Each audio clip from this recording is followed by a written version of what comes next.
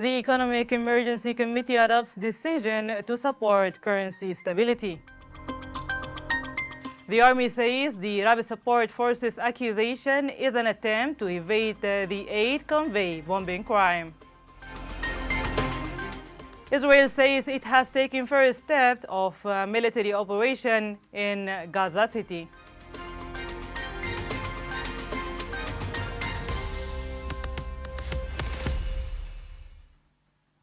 Hello and welcome. The Economic Emergency Committee, chaired by the Prime Minister, has approved a package of measures aimed at stabilizing the national currency and strengthening economic performance. The decision includes forming an Economic Emergency Committee under the Prime Minister's leadership, banning import unless all banking and commercial procedures are met, and activating anti-smuggling force to enforce relevant laws.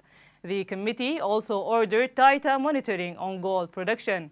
Other measures include launching a national digital platform to track imports and export, reviewing Cabinet Resolution number 154 on car imports, and receiving state-issued emergency orders that impose illegal tax in violation of federal law. The committee further emphasized the need to review export policies, remove obstacles to trade, and ensure a smooth flow of exports. The Sudanese Armed Forces have denied accusation by the Rapid Support Force of bombing a World Food Programme convoy in Melit. In a statement, the army described the claims as lies aimed at covering up what it called the malicious own crimes of targeting the convoy. The armed force accused the RSF of ongoing violations, including looting, sabotage, murder, rape, the siege and starvation of civilians in Al Fashir and other cities, as well as the invasion of displacement camps such as Zamzam and Abu Shok. The statement stressed that the Sudanese government, which had agreed to open humanitarian routes, could not possibly target aid convoys. The Minister of Interior, Lieutenant General Babikir Samra, paid an inspection visit to Khartoum Bahri Kober National Prison on Monday, accompanied by Lieutenant General Yasser Omar Abu Zaid, Director of Prison Force, and Major General Al-Tayyib Ahmed Omar, Director of the facility. During the visit, the minister stated that the Kober prison will soon begin receiving inmates in order to ease overcrowding in the state prison. He stressed that the setup is designed to safeguard the legal and human rights of prisoners and ensure that they are placed in facilities that comply with international human rights standards. The minister also noted that the rehabilitation and maintenance works are progressing as planned at Al Huda, Soba, and Khartoum Bahri prisons. For his part, the director of Prison Force affirmed that the minister's inspection reflects the ministry's commitment to preparing a sustainable environment for housing inmates with major sentences. The Justice and Equality Movement has affirmed its support for the Sovereignty Council Chairman's decision to place force under the provision of the Armed Force Law. Movement spokesperson Mohammed Zakaria clarified in remarks to Al Hadath TV that the decision is a part of efforts to regulate military formations that emerged during the war but were not included in official peace agreements. Zakaria further noted that the force of armed movement which signed the peace agreement continue to fight alongside the Sudanese armed force in the battles against the militia. Governor of Darfur, Minarko Minnawi, praised the resilience of Al Fashir. In a post in his official Facebook page, Minnawi saluted what he called the heroes who with their pure blood wrote a new chapter in the epics of pride and dignity. Noting that the voice of truth does not fade, he concluded by affirming that the tidings of victories continue through faith and sacrifices, vowing that decisive victory will come despite conspiracies.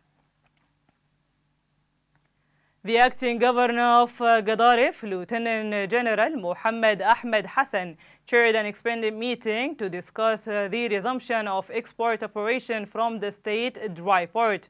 The meeting held in Gadaref yesterday, including the Secretary General of the government, the Director General of the Ministry of Finance, representative from the Customs Police, the Bank of Sudan, the Ministry of Foreign Trades, the Sudanese Standards and Metrology Organization, Economic Security, and other relevant departments. Discussion focused on ways to remove obstacles hindering export through the dry port.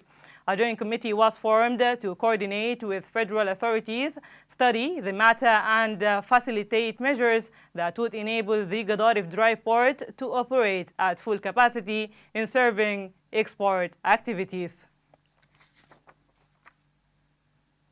Egyptian transport authorities have announced the allocation of additional train trips for Sudanese refugees traveling from Cairo to Aswan. The sixth trip under the programs departed on Wednesday, August 20, 2025, from Ramses Station in Cairo. The initiative is being carried out in coordination with relevant Egyptian agencies to provide free transport service for refugees. Officials estimated that tens of thousands of Sudanese are expected to benefit from these trips, which offer a more affordable alternative to other available means of travel.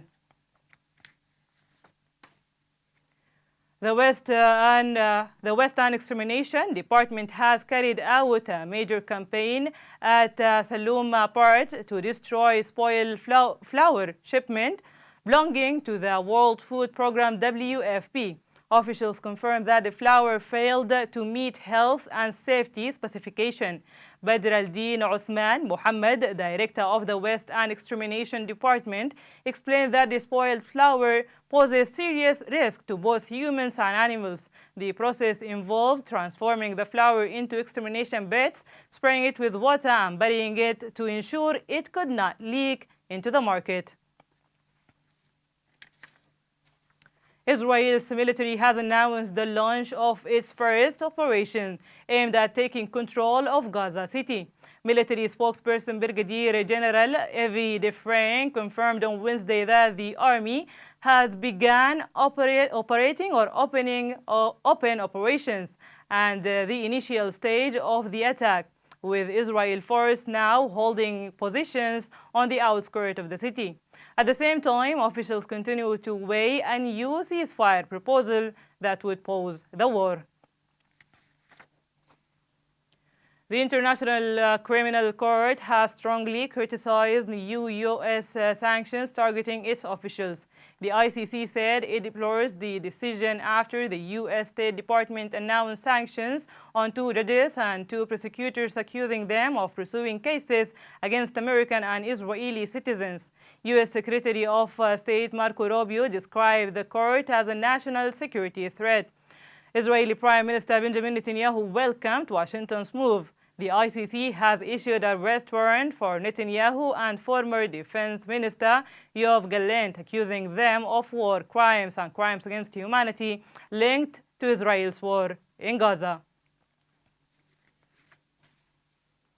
This was your today's news by Sniper TV. Thank you for watching. Until we meet next time, goodbye.